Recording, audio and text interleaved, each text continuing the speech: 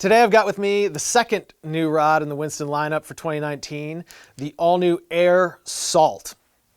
Now, Winston has done lots of saltwater rods in the past, but not many have been super successful. The Air Salt aims to buck that trend, and it's won a boatload of awards already, including Best Rod at FTEX, the European fly fishing show, and many others. One thing that you'll notice with the Air Salt, it's just like every other Winston, built with the absolute finest craftsmanship available. Beautiful fighting butt. It's got this nice rounded butt here that I actually enjoy a lot more than some of the other rods. It goes into a dual up-locking aluminum reel seat and a very standard full Wells grip. Pretty much everything you'd want on your flats rod. Moving on up, it's got this beautiful Winston green blank. They've made this a little bit more of a matte finish so it doesn't scare away that permit or that finicky tailing bonefish. So it's a little bit different than the standard Winston rod, but still very beautiful.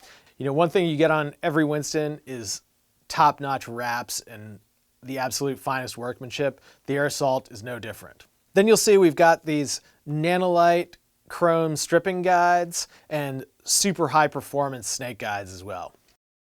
That's not anywhere near as important as how it casts, so let's get out into the field and show you how it does.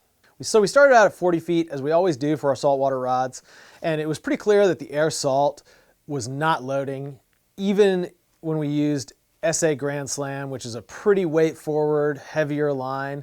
I just didn't get the feel that I was looking for at that shorter distance.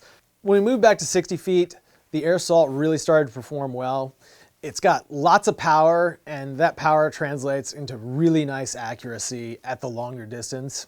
I would definitely think of it more as a flats boat rod than a wading rod. 60 feet is kind of my maximum distance when I'm wading, but a very common distance off a boat.